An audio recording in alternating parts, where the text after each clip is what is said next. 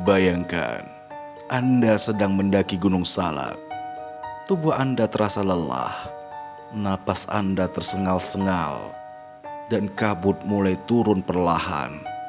Di tengah jalur yang sepi, di antara rimbunnya pepohonan yang menjulang tinggi, tiba-tiba aroma kopi hangat menyeruak di udara. Di depan Anda berdiri sebuah warung kecil yang terlihat sederhana, namun terasa begitu menggoda. Seorang pria tua dengan senyum ramah menyambut, menawarkan segelas kopi yang mengepul di cangkir tanah liat. Tapi ada satu hal yang aneh. Tidak ada pendaki lain yang melihat warung itu. Dan saat Anda mencoba kembali ke tempat itu, keesokan harinya, warung itu sudah lenyap tanpa jejak. Gunung Salak memang dikenal sebagai gunung yang penuh dengan misteri. Tidak hanya karena medannya yang sulit dan cuacanya yang kerap berubah tiba-tiba, tetapi juga karena banyak kisah aneh yang menyelimuti jalur pendakiannya. Hai, perkenalkan, aku Dani. Aku bersama 3 temanku, Rizal, Santi, dan Bayu. Kami memutuskan untuk mendaki Gunung Salak pada akhir pekan ini. Kami ingin merasakan sedikit keindahan alamnya, meski banyak cerita mistis yang beredar tentang Gunung Salak ini. Kami memulai perjalanan dari pos pendakian pada pagi hari. Langit terlihat sangat cerah dan udara terasa sangat segar. Awalnya, pendakian kami berjalan dengan lancar. Jalur tanah yang kami lalui cukup jelas, meski beberapa bagian terasa sangat licin akibat hujan sehari sebelumnya. Namun, semakin jauh kami melangkah, suasana terasa berubah. Hutan yang semula hidup dengan suara burung dan serangga, kini terasa lebih sepi dan sunyi. "Kenapa sepi banget ya?" gumam Santi sambil melirik sekelilingnya. Aku mengangguk, menyadari hal yang sama. Biasanya, hutan di gunung penuh dengan suara. Tapi kini, hanya ada hembusan angin yang membuat dedaunan berbisik pelan. Sejak awal perjalanan, kami beberapa kali merasa seperti ada sesuatu yang mengawasi. Bayangan-bayangan bergerak dengan cepat di antara pepohonan. Tapi saat kami menoleh, tidak ada siapa-siapa. Kami pun memutuskan untuk mempercepat langkah. Saat malam mulai turun, kami mencari tempat untuk mendirikan tenda. Namun, udara di sekitar terasa berat dan dingin. Lebih dingin dari yang seharusnya. Di kejauhan, samar-samar kami mencium aroma kopi yang menyusup di antara kabut. Santi berbisik, Kalian mencium bau kopi itu? Di gunung seperti ini, dari mana biasanya ada kopi?" Rizal mengangkat bahu. "Mungkin ada pendaki lain yang sedang menyeduh kopi." Sedangkan Bayu yang lebih skeptis menimpali, "Atau mungkin sesuatu yang lain." Kami saling berpandangan. Hutan semakin sunyi, seolah menanti sesuatu yang akan datang. Aroma kopi itu semakin kuat, membuat kami penasaran. Dengan hati-hati, kami berjalan mengikuti sumber aroma kopi tersebut. Hingga akhirnya, di sebuah tanah datar di sisi jalur, berdiri sebuah warung kecil beratap anyaman dari bambu. Sebuah lampu minyak tergantung di depannya, menerangi seorang pria tua yang duduk di belakang meja kayu. "Selamat malam, Nak. Silakan mampir, melepas lelah dengan segelas kopi," sapa pria itu dengan suara dalam namun menenangkan. Kami saling berpandangan. ragu sekaligus penasaran. Tidak ada laporan tentang adanya warung di jalur pendakian ini. Tapi tubuh yang lelah dan aroma kopi yang menggoda membuat kami tidak bisa menolak. Kami pun duduk. Pria tua itu menyajikan kopi dalam cangkir tanah liat, berwarna hitam pekat dengan aroma yang luar biasa menggugah selera. Saat kami menyesapnya, rasa kopi itu begitu sangat nikmat, seperti bukan kopi biasa. Hangatnya menjalar ke seluruh tubuh, membuat kami merasa lebih segar.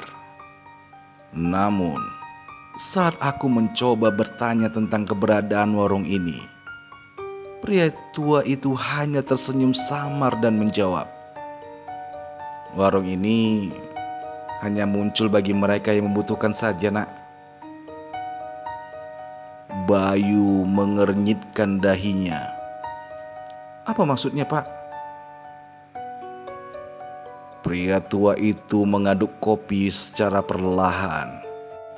"Kadang seseorang tersesat, kadang juga mereka hanya butuh tempat untuk singgah," ujar pria tua itu. Kami merinding mendengar ucapannya. Setelah beberapa menit kami duduk di sana, aku mulai merasa ada sesuatu yang tidak biasa. Udara di sekitar warung terasa lebih hangat daripada di jalur sebelumnya. Tidak ada suara hewan pada malam ini, hanya keheningan yang mencurigakan. Dan anehnya, saat aku melihat sekeliling tenda kami yang tadinya tidak jauh dari lokasi itu, kini tidak terlihat sama sekali. Aku menatap teman-temanku, mencoba memastikan apakah mereka juga menyadari keanehan ini. Bayu yang sejak tadi sibuk menyeruput kopinya, tiba-tiba berhenti. Wajahnya pucat, tangannya gemetaran. "Dani, coba lihat ke belakang pria itu," bisiknya dengan lirih. Aku pun menoleh. Seketika bulu kudukku meremang. Di belakang pria tua itu tidak ada bayangan. Padahal lampu minyak yang tergantung di atas mejanya seharusnya memantulkan bayangan tubuhnya di tanah. Santi meletakkan cangkirnya secara perlahan. Matanya membulat. "Kita harus pergi sekarang," ujar Santi. Kami pun segera berdiri, meninggalkan kopi kami yang belum habis. Namun, sebelum sempat melangkah pergi, pria tua itu berbicara dengan suara datar. "Jika kalian ingin selamat, jangan pernah menoleh ke belakang setelah meninggalkan tempat ini." Kami pun berjalan dengan cepat, bahkan hampir berlari meninggalkan warung itu. Jantungku berdegup dengan kencang dan keringat dingin membasahi punggungku. Aku mencoba untuk tidak menoleh, meski perasaan ingin tahu itu menggangguku. Di tengah perjalanan, terdengar suara langkah yang mengikuti kami. Bukan suara kami sendiri, tetapi sesuatu yang lain. Suara itu semakin dekat, seakan ada yang berjalan di belakang kami. Nafasku tersengal, dan setiap langkah terasa sangat berat, seperti ada yang mengawasi dari balik gelapnya pepohonan. "Jangan menoleh," bisik Santi dengan suara gemetaran. Namun, aku bisa merasakan ketakutan yang sama menghantui kami semua. Lalu suara itu berhenti. Hening, terlalu hening. Bayu tiba-tiba meremas lenganku. "Dani, kamu dengar itu?"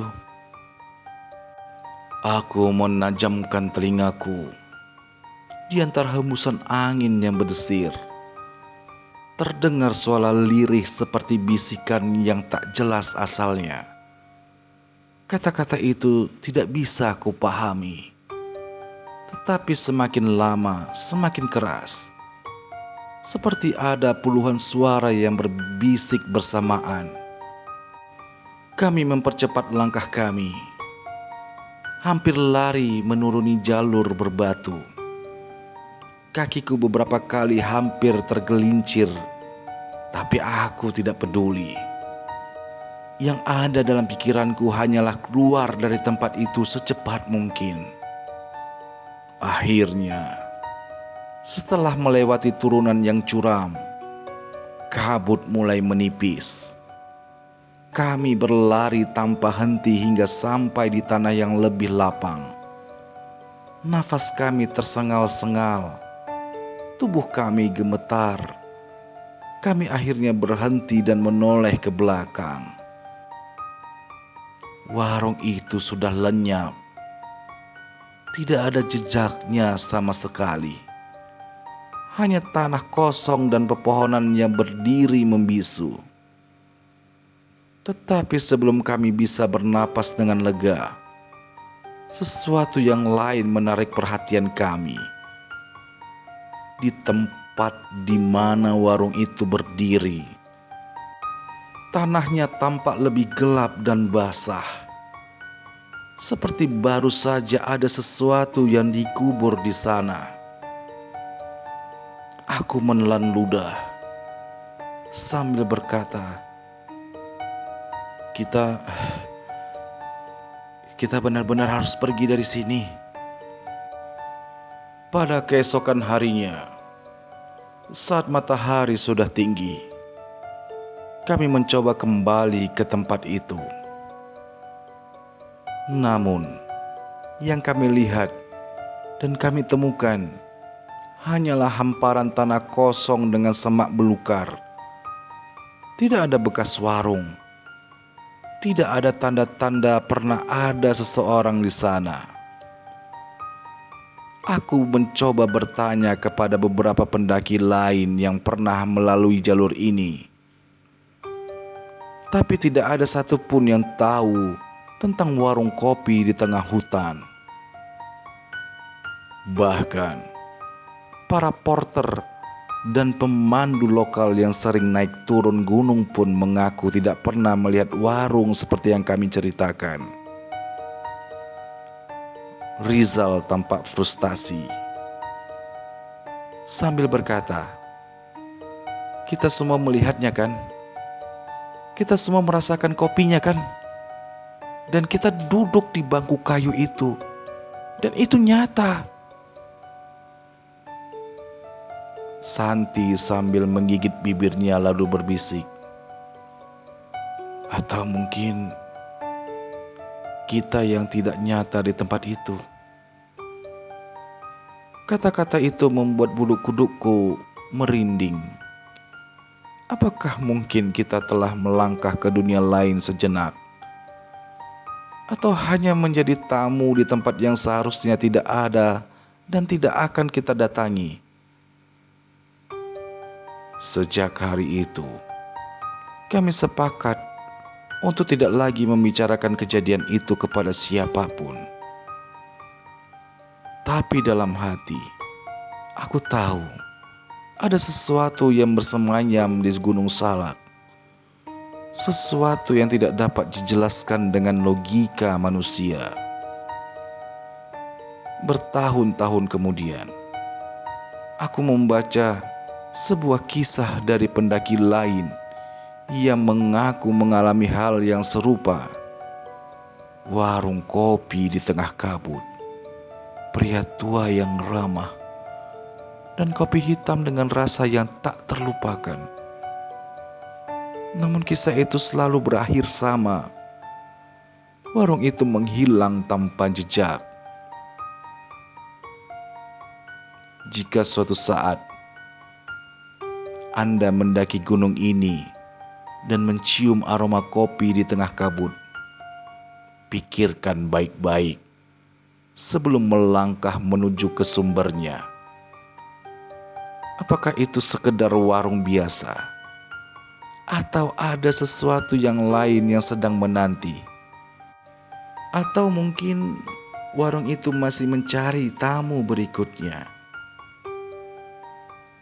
Tuliskan pendapatmu di kolom komentar.